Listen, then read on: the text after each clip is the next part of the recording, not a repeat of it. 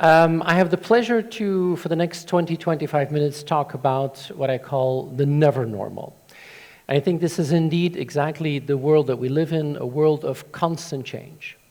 And I'd like to spend the next 25 minutes to talk about this, to understand why I think this is an opportunity. But let me first start with this. This is the very simple summary of my entire professional career. It's the transition from analog to digital. And I have no idea if there are still people in this room who actually learn how to type on an old mechanical typewriter. But when I was young, that was the only thing we had.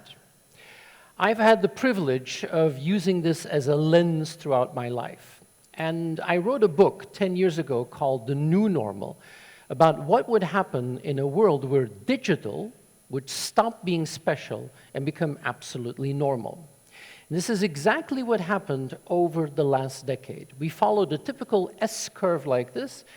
10 years ago, digital was special and we didn't understand it, started to grow very, very rapidly, and then boom, it became normal. I was in Italy this summer where an Italian artist had painted the logos of today onto the things of the past, where you could see how things were rapidly disappearing as a result, how the media is transforming as a result of this new normal, how a community lives differently, and I love this, two old ladies chatting under a Twitter sign. It was a perfect reflection of the impact that technology and digital has had on our society. And continuously, we see these patterns as the typical pattern that we see in these transformations.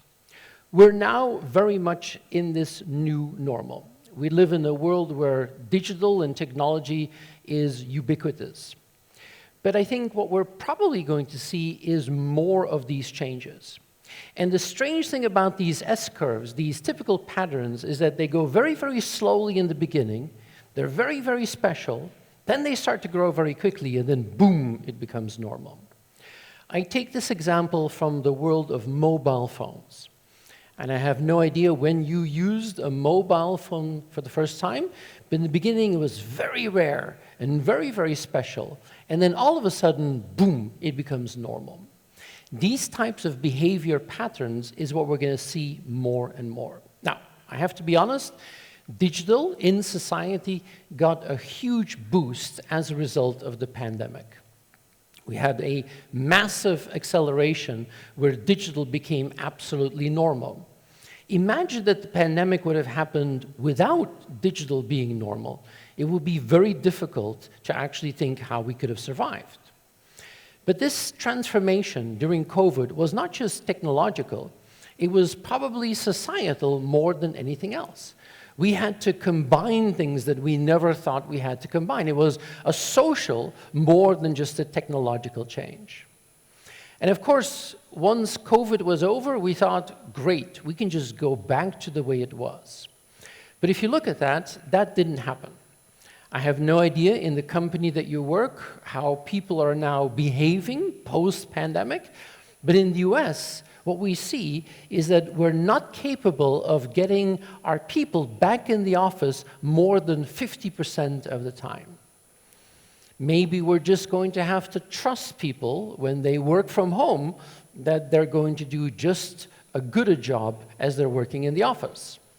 But then again, you can buy this on Amazon for $23.99. This is an undetectable mouse mover.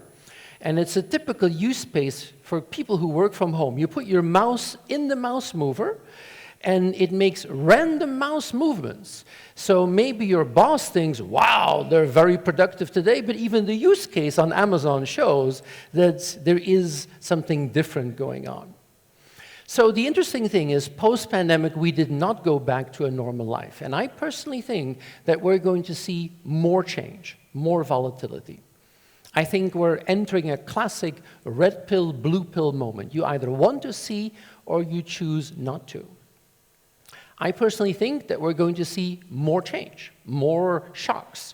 Certainly technological, whether that is new ways of looking at the world, the real power of information, the enormous force of artificial intelligence and automation, And probably we're going to see a powerful cocktail of all of that, which is going to accelerate life and accelerate the change of work. We're going to have to become used to a world that is more and more fluid, that is changing all the time. We're going to have to understand how to be non-linear, not just look straight ahead, but understand the opportunities of looking left and right. We're going to live in a world that, thanks to the Amantels of this world, is going to be more and more connected, hyper-connected. And that means a world which is probably going to move faster than anything we've ever seen.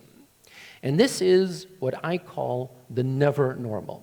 Not the new normal, but a never normal, a world of constant change. And there's a famous theory of optionality. Whatever you do in life, you follow a pattern like this.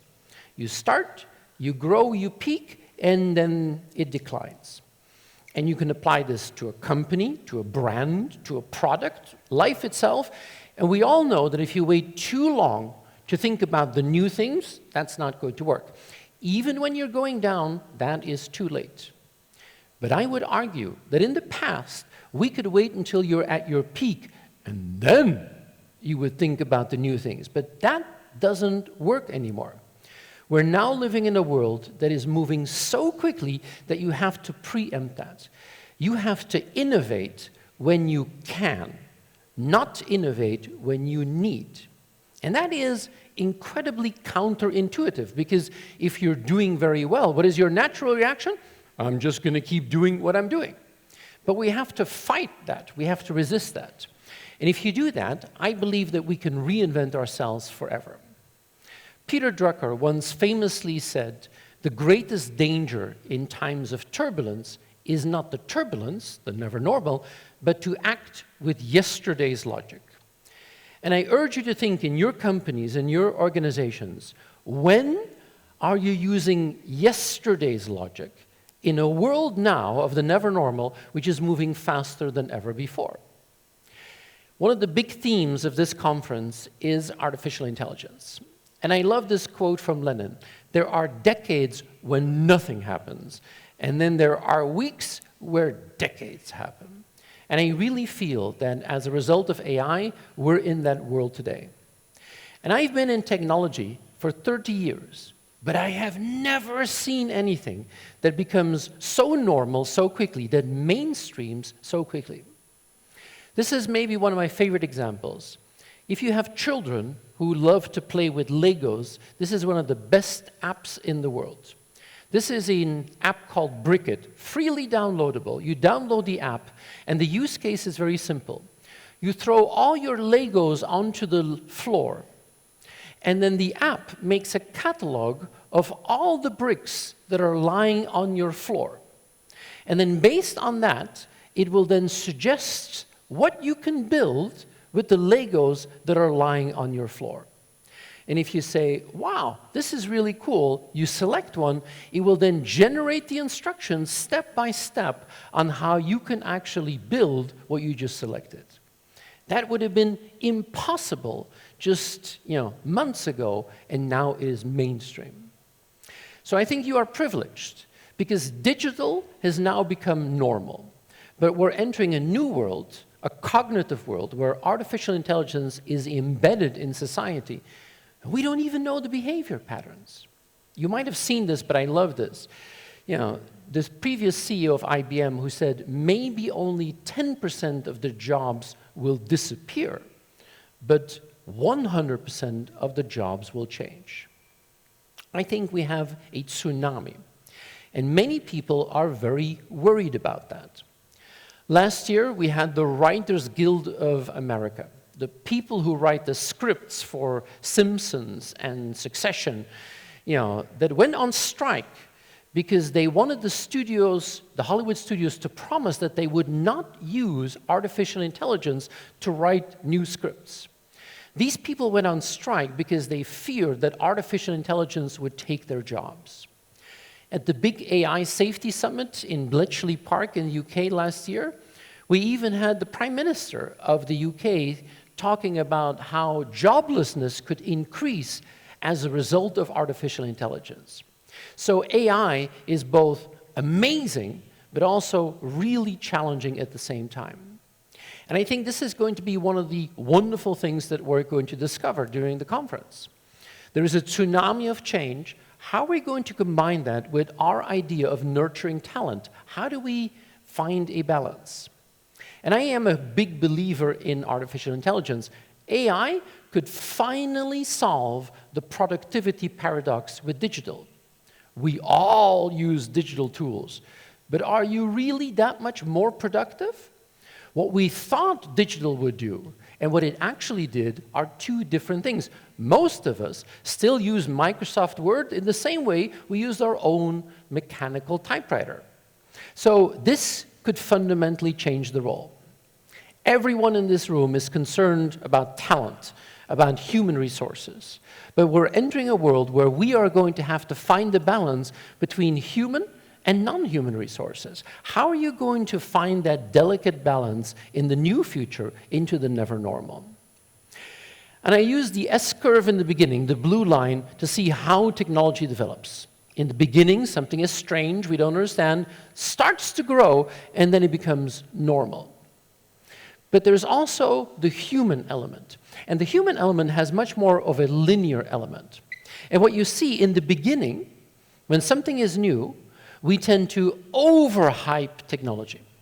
We believe too much how much impact it could be, and then often we're actually disappointed with the results.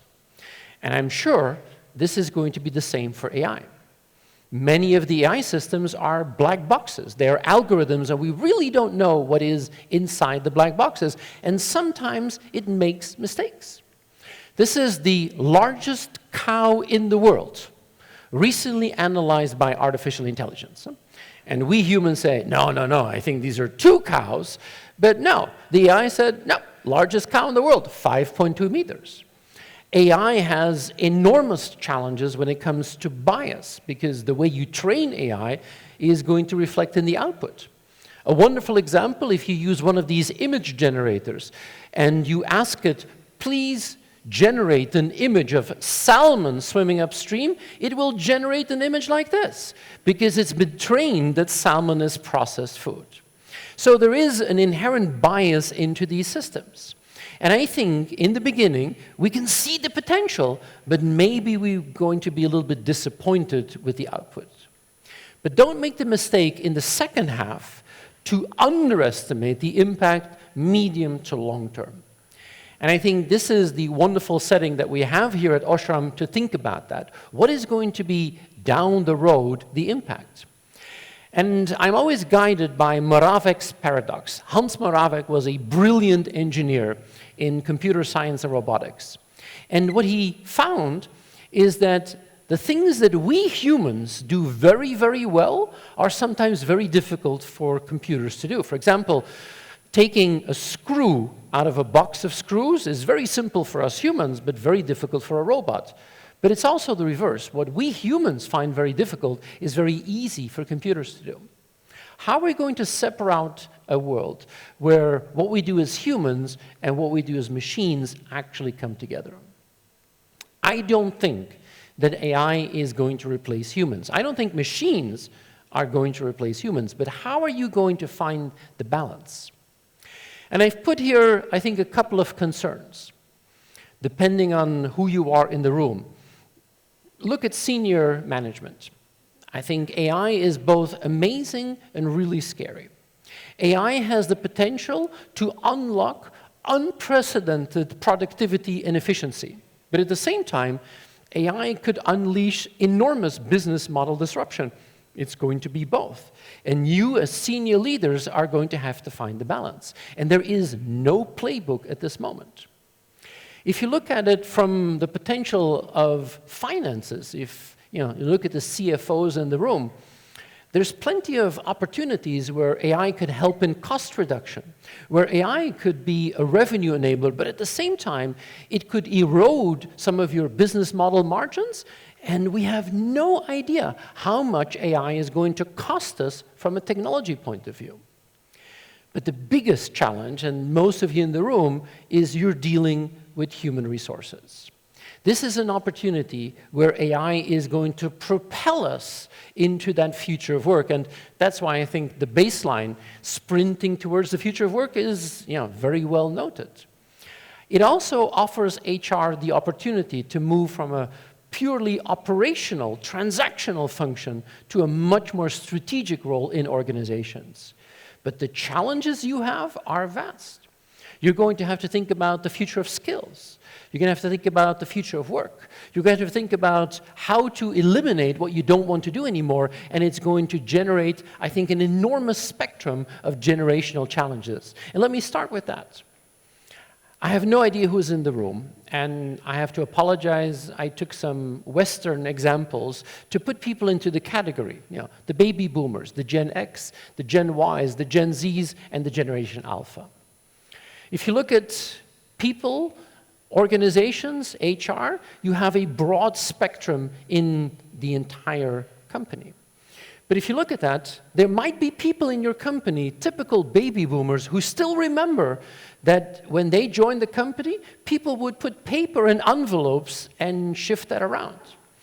On the contrary, you have people who remember when, at this moment, the PC was introduced. You have an internet generation, you have a mobile generation, and there you have an AI native generation.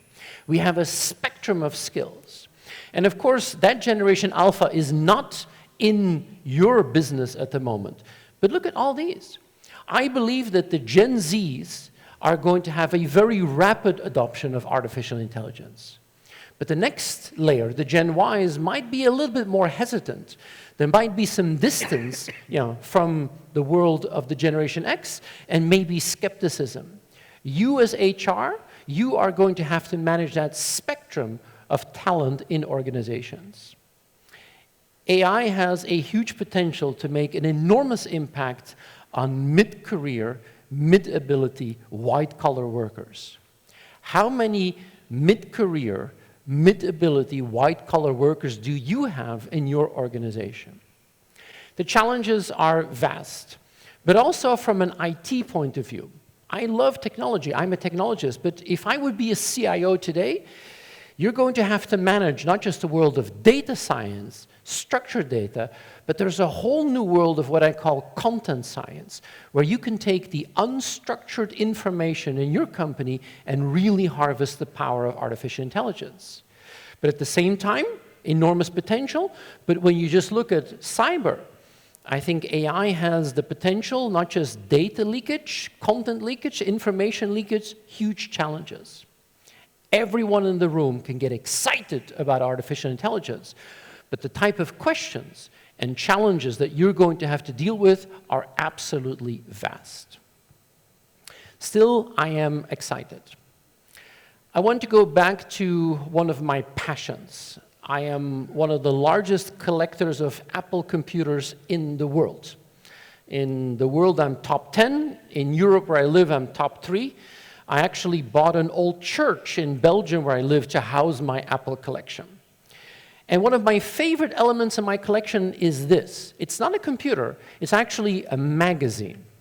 It's the Scientific American magazine of March 1973. This is 3 years before Apple was founded. And this was a big inspiration for Steve Jobs. And the cover story was on bicycles. And you could say, what do bicycles have to do with innovation? Well, in this wonderful article, Scientific American looks at all the different species on the planet and looks at how much food they can intake and how far they can travel. And it turns out that the condor is the king of this article. Because with the least food, the condor can travel the furthest. Humans are mediocre performers unless you give humans a bicycle and then it outperforms the condor. And this blew Steve Jobs' mind. He said, we're not building computers, we're building bicycles for the mind. We're building wheels for the mind. And you can still see that in the narrative of Apple today.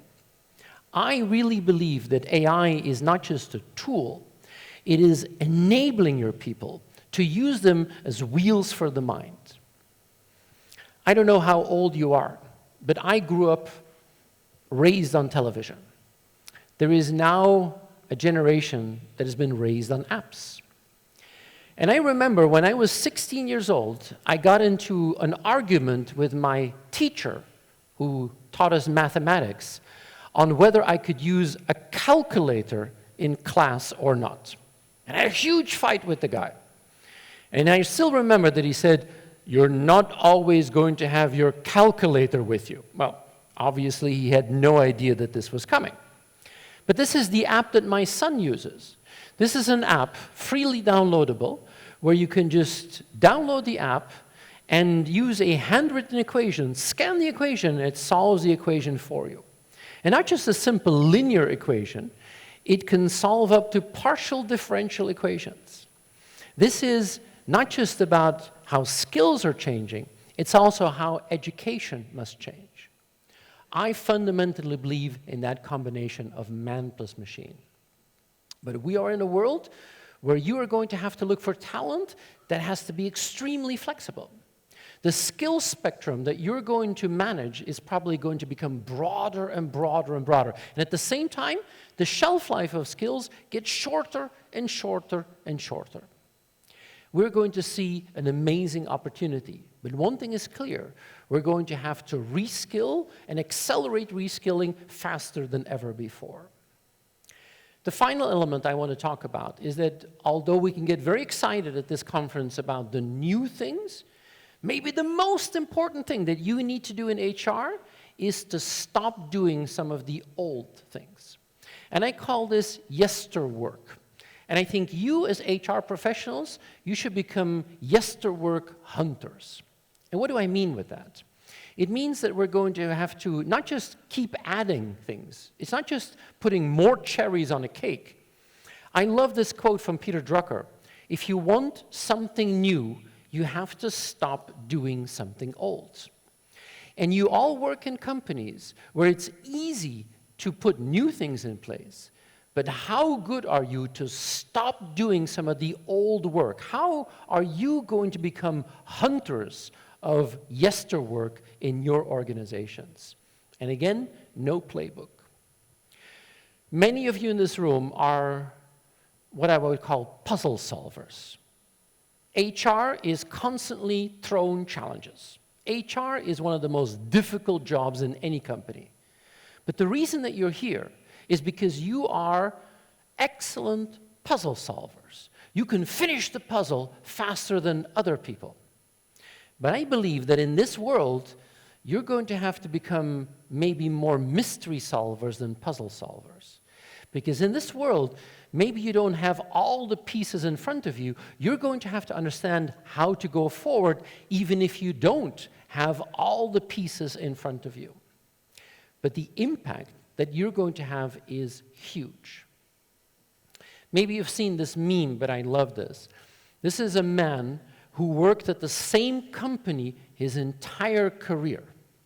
And every year, they need to take a picture to put on your badge. And after 4 years, he comes to the conclusion that he's worn the same clothes every single day that they have his badge taken. He says, I'm going to keep doing that until I retire. It's a wonderful reflection that you only have a limited amount of years to really make an impact. But I love what Winston Churchill once famously said, if you don't take change by the hand, it will take you by the throat. And you have an enormous opportunity. Now, I get excited by this, I get inspired by this. I also know that there's still plenty of people in your company who don't see the amazing opportunities that all these new wonderful things can actually bring. And this is where you play a huge role as well. It's not just introducing new work or stopping yesterwork, it's also finding ways to guide people and to get them optimistic and excited.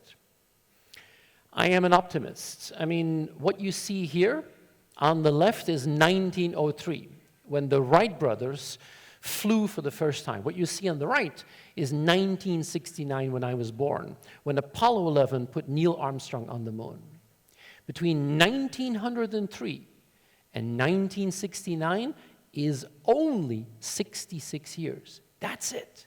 Imagine what you're still going to see in your lifetime, or what your children are going to see in this never normal.